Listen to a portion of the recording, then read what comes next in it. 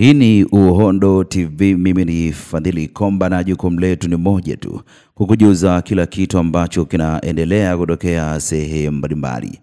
Katika kuhakikisha elimu zaidi inatolewa kwa jamii kuhusiana na maambukizi ya VVU kwa vijana, watoto na kina mama pamoja na elimu ya malezi, shirika lisilo la kiserikali la Action for Community Care limefanya majadiliano na wadau mbalimbali wakiwemo viongozi wa dini, watumishi wa idara ya afya, vijana na waandishi wa habari. Fatuma Kibasa ambaye ni afisa miradi kutoka shirika hilo amesema kuwa kupitia programu hiyo ambayo itafanyika wilaya 4 za Dodoma jiji itasaidia zaidi jamii kufahamu kuhusiana na maambukizi ya VVU pamoja na malezi kwa watoto. Kwa majina naitwa Fatuma Kibasa, natokea shirika linaloitwa Action for Community Care. Tunafanya miradi ya kuhudumia jamii. Lengo hasa la kuja Buigiri iko ndani ya halmashauri ya wilaya Chamwino, lakini kwenye halmashauri ya wilaya Chamwino tunatekeleza mradi unaitwa Imarisha Afya. Tunatekeleza kwenye kata zote za halmashauri ya wilaya hii. Na kikubwa kwenye mradi wa Imarisha Afya tunahudumia watoto wanaoishi na maambukizi kuanzia miaka 0 mpaka 14, lakini tunafanya na mama wajawazito wanaoishi na maambukizi, wanaonyonyesha wanaoishi na maambukizi pamoja na mama vijana wa miaka 15 mpaka 24. Kikubwa tunatoa huduma mbalimbali ambazo zinahusiana na ufuasi mzuri wa dawa, kuhakikisha kwamba wanatumia dawa kwa kadri wanavyoelekezwa na madaktari, lakini kuhakikisha kwamba wanafuata dawa. Huduma zinawafikia aidha ni kwenye kituo au majumbani kwa kushirikiana na wahudumu wa kujitolea ngazi ya jamii wanaoitwa CHWs. Kwa hivyo ndio tunavyofanya. Matokeo kadri tunavyoendelea kufanya kazi, kwa sababu sasa hivi tumeanza kutekeleza mradi mwaka jana mwezi wa kwanza. Sasa hivi tuko karibu mwaka mmoja wa utekelezaji. Tunaona matokeo ni mazuri, kwa sababu kati ya watoto ambao tulikuwa tumetakiwa kuwafikia watoto 310, kwa sasa tuna asilimia karibia 92 ya kuwafikia watoto. Lakini kikubwa sana ni zile huduma, kwa sababu sisi tunachokifanya ni kuhakikisha kwamba watoto wanatambulika. Wakisha kuwa wanatambulika, wanaunganishwa na tiba, wakiunganishwa na tiba lakini wanafikia kufubaza VVU. Ndio lengo letu kubwa, kwa maana ya kwamba mtoto hata kama anaishi na maambukizi au mama mjamzito kama anaishi na maambukizi, basi apate mtoto ambaye yuko salama. Lakini pia hata wale ambao wamepata maambukizi, basi wawe wanaishi maisha ya kawaida kama watoto wengine, waweze kupata zile huduma zote za kimsingi, kwa mfano kama kwenda shule, kushiriki kwenye michezo kama watoto wengine, kupata zile kulindwa, kuhudumiwa, kupata huduma za kiafya. Ndio ambacho tunachokihakikisha zaidi kwa upande wa mradi kwenye halmashauri ya wilaya Chamwino. Hapa ndio ni ambapo tumefanyia kikao tu, ilikuwa kama ni eneo tu ambalo tumefanyia kikao, lakini tunafanya mradi kwenye halmashauri nzima. Mwitikio upo, na kitu ambacho kilitufanya tukaandika huu mradi ni kwamba tulikuwa tunatafuta watoto ambao wale watoto unakuta wanakuwa hawafiki kwenye tiba. Unakuta mama mjamzito akipimwa VVU akakuta na maambukizi mpaka hatua ya kujifungua, kuna watoto ambao wanakuwepo kwenye takwimu, lakini mwisho wa siku kwenye kupata huduma watoto wanakuwa hawaonekani. Kwa lengo letu sisi kwa kwenye kujikita kutafuta watoto, kuhakikisha kwamba watoto wote wanarudishwa kwenye tiba, wale wanaopotea wanarudishwa, wale ambao wana miss appointments za kwenda kwenye vituo basi wanakuwa wanauelewa, wazazi pamoja na watoto wenyewe, lakini kuhakikisha kwamba huduma zote zile zinazohusiana na masuala ya VVU na ukimwi zinawakuta na zinawafikia. Mwitikio ni mkubwa kwa kweli. Tunashirikiana na serikali, tunashirikiana na wahudumu wa ngazi ya jamii, lakini tunashirikiana na watumishi kwenye vituo vya afya, lakini pia tunashirikiana na watu wote ambao wanatupa kwa sababu huu mradi wa Imarisha Afya pamoja na tunafanya pia mradi unaitwa VIV, Breakthrough Partnership. Huu mradi tunafanya kwenye wilaya 4. Tunafanya wilaya Dodoma jiji, tunafanya wilaya ya Chamwino, wilaya ya Kongo na Mpwapwa. Kwa hiyo hizi dialogue meetings zinaendelea kwenye wilaya zote. Kwa hiyo tumeshafanya Dodoma jiji, leo tuko Chamwino, jana tumefanya Mpwapwa, lakini kesho tunaelekea Kongwa. Kwa ajili ya kwenda kukutanisha wadau na kujadiliana nao masuala ya VVU na ukimwi, malezi na makuzi kwa pamoja, ili tutoke na mpango kazi na maazimio ya pamoja, ili kila mmoja ambaye anakutana na watu kwenye jamii aweze kufikisha ujumbe ambao tumejadiliana kwa pamoja. Mna target yote ambayo mmejiwekea labda kwa mwaka 2025 mpaka kufikia mwezi fulani tumefikia hapa? Target zipo. Kwa mfano kwa wilaya Chamwino ambapo tupo leo, target ni kufikia watoto 310. Kwa hiyo tunatakiwa tufikie mpaka kufikia Disemba tumefikia watoto wote. Ndio. Changamoto zipo, lakini changamoto kubwa sana ni tatizo la kiuchumi ambalo ndo linawafanya wazazi wengi wanashindwa kufika kwenye vituo vya afya. Unakuta ni kutokana na umbali, kituo kinachotoa huduma labda kiko mbali na sehemu anayoishi, kwa zile gharama za nauli. Unakuta yeye ana maambukizi mzazi, mtoto ana watoto wawili wana maambukizi, kwa hiyo kuwapandisha labda kwenye bodaboda, ile gharama inakuwa ni changamoto kwa matatizo ya kiuchumi. Lakini kwa tatizo la kiuchumi tulitengenezea mkakati, tulitengeneza vikundi vya kuweka na kukopa kwa wale wamama ambao wanaishi na VVU kwa kuchanganyikana na wamama wengine. Kwa hiyo kwenye vikundi wao wanafanya zile shughuli ndogo ndogo za saving, ambako tuna walimu wa vikundi kwenye maeneo mengi. Yes. Lakini pia changamoto zingine ni uelewa, elimu. Unakuta elimu ya VVU sasa hivi imekuwa inazungumziwa na kundi la watu wachache. Haizungumziwi kwa kama zamani vile matamasha, sijui wanaweka mabonanza na ukimwi, sasa hivi izungumziwi hivyo. Kwa hiyo tumejikuta ukimwi unazungumziwa na watu wachache sana. Kwa hiyo elimu haijafika. Kwa hiyo tunajikuta tunaanza kama upya. Mimi la kuongezea ni kutoa wito kwa watu ambao ni watumishi labda wa serikali au pia watu ambao wote wanahusika na jamii, ambao wanahusika na watu, ambao wanahudumia watu, wachungaji, mashehe, viongozi wa kimila, sijui watu wote ambao wanatoa huduma kwenye jamii. Tushirikiane kwa pamoja ili tuweze kuhakikisha kwamba hao watoto ambao wanaishi na maambukizi wanapata huduma, lakini wale ambao bado wamejificha tunawafichua huko waliko ili waweze kupata huduma na jamii mwisho wa siku kwa salama. Yes. Kwa majina naitwa Dr. Martin Kayuri, ni daktari kutoka kituo cha afya Makole hapa jiji la Dodoma, nikiwa katika idara ya kuzuia maambukizi ya virusi vya ukimwi kutoka kwa mama kwenda kwa mtoto. Lakini leo tumejumuika hapa pamoja katika hii dialogue au majadiliano ambako tumekutanishwa hapa na wadau wetu wa Action for Community ambao wana mradi wao wa Imarisha Afya.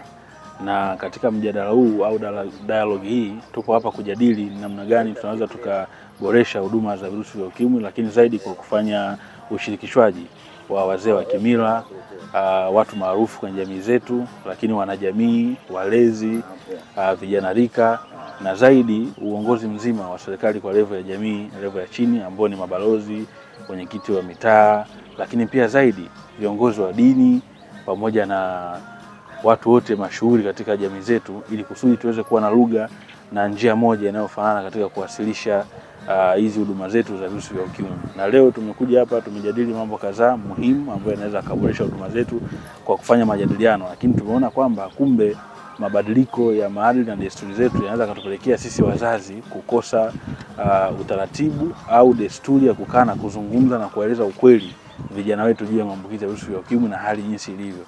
Lakini kwa kuzingatia hilo tumekubaliana mambo kadhaa ili kuweza kupeleka elimu kwenye jamii yetu. Kwanza zaidi kuelimisha, maana tumeona kwamba swala hili la ukimwi ni elimu isiyokuwa na mwisho, kwa sababu bado watu wanapaswa kukumbushwa na kufikiwa na elimu hii muhimu ya virusi vya ukimwi. Na tumeona kwamba hapo nyuma elimu ilikuwa inaenda vizuri, lakini tumeona zao la vijana wa sasa hawana elimu ya kutosha, na hii inatokana na watoto wetu kutumia muda mwingi kwa mashuleni na kukosa muda wa kukaa na wazazi kuelezana ukweli juu ya mambo haya ya afya ya uzazi, magonjwa ya zinaa, lakini zaidi na ukimwi. Kwa hiyo tumejadiliana na tunatamani serikali yetu pamoja na wadau mbalimbali tushirikiane kuieneza hii elimu. Ikiwezekana tuirudishe kwenye level ya chini, shule ya msingi kuanzia darasa la 3, tuweke kipindi maalum cha mambo ya afya ya uzazi, magonjwa ya zinaa pamoja na ukimwi, ili mtoto kuanzia darasa la 3 asikie kuhusu ukimwi, darasa la 4 asikie kuhusu ukimwi, la 5 asikie kuhusu ukimwi, hivyo hivyo mpaka la 7, form 1 mpaka form 4, form 5 mpaka form 6. Kama tumeweza kuweka vipindi vya dini katika masomo yetu ya kila siku, sioni kama tunashindwa, lakini ni kuratibu tu vizuri. Sisi sasa kwa kushirikiana wote, watu wa huduma za afya, serikali kiujumla pamoja na wadau wetu hawa, ili kuturudisha hii elimu chini katika ngazi ya chini kabisa, lakini pia tufanye ushirikishaji wa watu wote katika jamii, familia, wazee wa kimila, viongozi wa dini, wazazi, walezi, vijana rika, ili tuweze kuimarisha swala hilo la elimu lifike kwa wingi. Maana sasa hata wakunga wa jadi wamefikiwa na elimu juu ya uzazi salama kwa wamama wajawazito, na ukiangalia idadi ya wazazi ambao wanasindikizwa na wakunga wa jadi kupata huduma iliyo bora inazidi kuongezeka siku hadi siku. Lakini hata ukiangalia rate ya maambukizi kwa mujibu wa takwimu ya maambukizi ya mama kwenda kwa mtoto inaendelea kupungua siku hadi siku, kwa sababu elimu inaendelea kufika, lakini bado kuna watu hawajafikiwa. Na ndio maana leo wenzetu wadau wa Action for Community wameona maana na umuhimu wa kufanya majadiliano haya ili kuweza kuja na mbinu zaidi sahihi ambazo zitasaidia kuweza kuboresha huduma zetu za afya ya mambo ya ukimwi. Ndio. Wewe ukiwa kama upo katika idara ya kuzuia maambukizi ya VVU kutoka kwa mama kwenda kwa mtoto. Ndio. Mpaka umesema hivi na maana labda kuna vitu ambavyo umeviona. Unaona pale wanaokuja kujifungua labda ni mama ambaye bado ni mtoto. Ni kweli. Labda unaweza kutuambia mnakutana na scenario kama hizi watoto ama wasichana ama mama mabinti wakiwa na umri gani sana sana? Unachozungumza ni kweli, na ukiangalia kwa undani zaidi sasa hivi tunapambana zaidi na unyanyapaa. Na hii inatokana na watu kutokuwa na uelewa na elimu ya kutosha juu ya mambo ya ukimwi. Ndio maana natamani elimu hii ishuke chini ili kuweza kupunguza unyanyapaa. Na ukiangalia kweli watu wengi ambao wanakuwa hawana ufuasi mzuri wa dawa katika eneo letu la mama mjamzito wakiwa na umri mdogo, athari ndio inakuwa kubwa zaidi, kwa sababu anakuwa hajui uzito wa jambo alilonayo kwamba ana wajibu wa kumkinga mtoto wake dhidi ya maambukizi. Na unakuta umri wake ni mdogo, miaka 17, 18, 16. Sasa huyu binti au huyu mama hakupata elimu ya kutosha kuhusiana na virusi vya ukimwi. Lakini zaidi kuna yule binti ambaye anaishi na virusi vya ukimwi, alizaliwa navyo. Lakini naye asipokuwa na elimu ya kutosha kuanzia ngazi ya chini kabisa, akikuwa hivyo atakuwa anajificha kwa kuepusha unyanyapaa. Lakini katika muongozo huo wa kujificha kwake inawaweka watu wengine kwenye hatari, lakini pia inamweka kwenye hatari ya kumwambukiza mtoto wake. Hakika kupitia mijadala hii inatusaidia kuwashirikisha watu muhimu ambao wanaweza kusaidia kufikisha mawazo haya na nadharia hizi kwenda kwa wananchi na jamii zetu.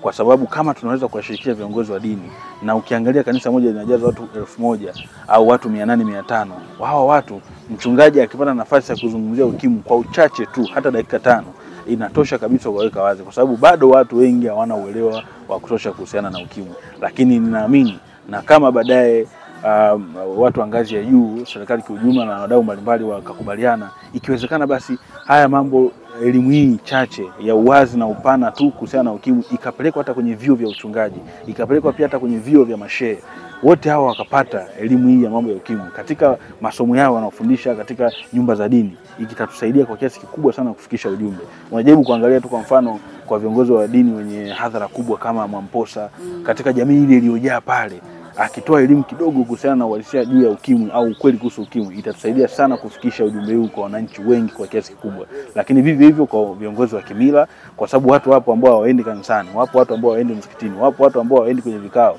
lakini wanapoitwa kwenye vikao vya mambo ya kimila wanakwenda na wanashiriki. Lakini pia wako watu bado wanaamini mila na desturi zetu za kwenda kwa waganga na vinginevyo, lakini kama waganga na viongozi wa kimila wakiwa wamepewa elimu ya kutosha, maana pia hata hao watu wataenda kutafuta msaada juu ya ukimwi kwa waganga au kwa nani, wale watawapa hiyo elimu kwamba bwana, sasa nenda kituo cha afya kapate huduma, kwa sababu sasa vituo vyote nchini Tanzania vina huduma hii ya mambo ya ukimwi. Na Mheshimiwa Rais Dr. Samia Suluhu Hassan ametekeleza wajibu wake mkubwa na amepeleka vituo vya afya kila sehemu, kila pahali. Lakini zaidi bado tunao watoa huduma wa afya ngazi ya jamii, wote huko tunatoa huduma sahihi kabisa ya ukimwi. Kwa hiyo tukiwashirikisha vizuri watu ambao wanahusika katika jamii yetu, basi mimi nadhani mijadala hii kupitia Action for Community na wadau wengine mbalimbali itatusaidia kwa kiasi kubwa kabisa kuwafikia wananchi wote. Na hii yote ni kwa sababu ya kuwa na dhana potofu. Ndio maana tunapiga kelele elimu, elimu, elimu, ili kuondoa hii dhana potofu ambazo zipo kwenye jamii yetu. Achilia mbali tukuamini kwamba ukimwi haupo, wapo wengine wanaamini kwamba ukimwi unaweza kuombewa ukaisha. Na ndio maana sasa hivi kupitia Action for Community na wadau wengine mbalimbali na serikali yetu kwa ujumla tunawashirikisha sasa na wachungaji na wote, ili kuondoa hizo dhana zote potofu, ili watu watambue kwamba ukimwi upo na bado unapaswa kuheshimika na bado unapaswa kutolewa elimu ya dhati na ya kutosha, ili kuweza kupunguza kasi ya kuenea kwa virusi vya ukimwi nchini kwetu Tanzania. Asante sana. Jina langu ni Dismas Sila Kalaje, ni mchungaji wa kanisa la FPCT hapa Bwigiri. Nashukuru sana kwa nafasi ambayo nimepata ya kuhudhuria mafunzo namna ya kuwasaidia wananchi na Watanzania wenzetu kwa habari ya mambo mbalimbali ya usuyo ya afya. Tumegusia juu ya VVU kutoka kwa mama kwenda kwa mtoto, lakini pia tumegusia maeneo mbalimbali ya jinsi gani ya kujiepusha na VVU kwa vijana, watu wazima. Lakini haya yote tumegundua kwamba kitu kikubwa kinachohitajika ni elimu. Watu wanahitaji kupewa elimu ya kujiepusha, kujikinga, lakini na umuhimu wa mama mjamzito kuwahi kwenda kupata tiba, kwenda kuhudhuria kliniki baada ya kugundua kwamba yeye amekuwa mjamzito. Watu wengi wanazembea na baadaye inakuja inatengeneza tatizo kubwa Kwa hiyo mimi nafikiri tutakapotoka hapa tutaenda kuwaambia watu juu ya umuhimu wa kuwahi kwenda kupata matibabu, lakini hata kama ukigundulika kwamba umepata VVU kwa nyakati za sasa bado sio kitu cha hatari, kwa sababu ziko namna ambazo unaweza kusaidika na baadaye maisha yakaendelea. Kitu kikubwa mama mjamzito awahi ili kuweza kumponya mtoto, lakini tunaposema mama mjamzito sio yeye tu. Tumegundua kumbe na wakina baba inatupasa twende kwa kupata elimu pamoja na mama anapokuwa anahudhuria kliniki, na sisi twende tukapate elimu.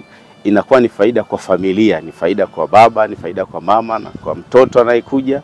Na hii mara nyingi sana imeonekana wa baba sio wepesi kushirikiana na mama. Kwa hiyo tutaenda kuwaambia kwamba sasa tuinuke wote twende tukashirikiane kwa ajili ya kuhakikisha tunapata familia bora na wala sio bora familia, kwa sababu haya yote yanawezekana. Kule ukienda unasikiliza, unapewa elimu, unapewa namna ya kuishi, namna ya kufanya maendeleo, lakini cha msingi wa baba tuinuke na sisi twende ili tukashirikiane na wenzetu wanapoenda kliniki, hasa wakina mama. Leo hii umepata somo hilo, unarudishaje sasa kwa waumini wako na wapate elimu ambayo umeipata wewe? Kitu kikubwa ambacho nataka nikifanye kwanza baada ya kutoka hapa, nataka niende nikaandae ratiba ambayo inawezekana mimi mwenyewe nitafanya kwa kipindi changu, lakini nimepanga kutafuta watu wa afya ambao wenyewe wanaweza kawa na mengi ya kusema kuliko mimi. Lakini hata Biblia inasema kwamba lazima tujali afya, lazima tuwe ili mtu aweze kumtumikia Mungu lazima awe na afya bora. Kwa hiyo nimeamua nitakwenda kuweka ratiba kanisani pamoja na mambo ya Biblia, lakini tutajifunza na mambo ya afya kwa kupitia mimi, lakini nitaalika na watu wengine waje wafundishe. Jina naitwa Sangali Hassan Rugazo. Ni miongoni mwa wajumbe ambao tumehudhuria kwenye semina ambao ndani yake tumepata mafundisho mbalimbali. Haswa ambacho tumetoka nacho ni kuhusiana na masuala ya uimarishaji wa afya zetu. Tumeona kwamba namna gani afya katika maisha ya mwanadamu ina nafasi kubwa. Afya pia ndio inaweza ikapelekea wewe mambo yako yaweze kuendelea. Afya pia ndio inaweza ikapelekea kazi zako ziweze kuimarika. Na pia nchi pia iweze kunufaika na mchango wako wewe kwa kupitia afya. Sasa tukaona ndugu zetu ambao wametualika au wametufanyia semina hii, tumepata elimu kubwa haswa katika masuala ya huduma ya mama na mtoto. Jinsi gani afya yake inatakiwa ianze huyu mwanamama tokea amebeba ujauzito. Tokea amebeba ujauzito inatakiwa yeye moja kwa moja aweze kuhudhuria kliniki kwa sababu ya kuchunguza afya yake, lakini pia na afya yule mtoto ambaye yupo tumboni. Halikadhalika pia baba naye aoneshe ushirikiano, kwa maana ushirikiano wake yeye awe kipaumbele kumsindikiza mwenzake katika huduma hiyo. Kwa maana kwa kupitia wote wakienda inaweza ikawa ni sababu nzuri, kwa sababu inaweza ikawa mama akapata huduma ya kuangalia afya yake kama yuko salama, maambukizi vipi. Lakini baba kama naye hakuhudhuria inaweza ikawa changamoto. Na hii pia ni miongoni mwa changamoto ambazo tumeziona katika semina ya leo. Tumepata kwamba baadhi ya kina baba wengi hawahudhurii kliniki kuwasindikiza wenza wao. Hii nayo pia imepelekea hitilafu kubwa ya afya ya kina mama. Lakini si hivyo, wakina mama wengi pia wamekuwa wakijifungulia majumbani pasi na sababu za kimsingi, na utaratibu mzuri uliowekwa na sheria basi ni wahudhurie katika vituo vya afya. Kwa hiyo pia tumeona kwamba haya yote yanafanyika kwa sababu watu wanakosa elimu ya afya zao. Mtu anaweza akawa ana maradhi lakini akawa anajificha nyumbani, hataki kwenda kuchukua huduma ya vidonge, na ameathirika mtu huyo, ana VVU, lakini anaona aibu, anaona kama ni udhalili kwenda kupata huduma. Lakini pia si hivyo, hata ukirudi katika maandiko, ukija kwenye Qur'ani au hata kwenye Biblia, hasa kwenye Qur'ani, Mtume wetu Muhammadin sallallahu alaihi wasallam ameeleza kwamba jinsi gani afya ilivyokuwa ina umuhimu katika maisha ya mwanadamu. Kwa hiyo mimi nashukuru kwa leo ambao elimu hii imepatikana kwa wadau wetu hawa. Tunawaombea kwa Mwenyezi Mungu, Mungu awajalie kheri, waendelee kutoa elimu, isiishie tu leo, iwe ni kila siku, kwa sababu tumejifunza mengi sana katika jambo hili.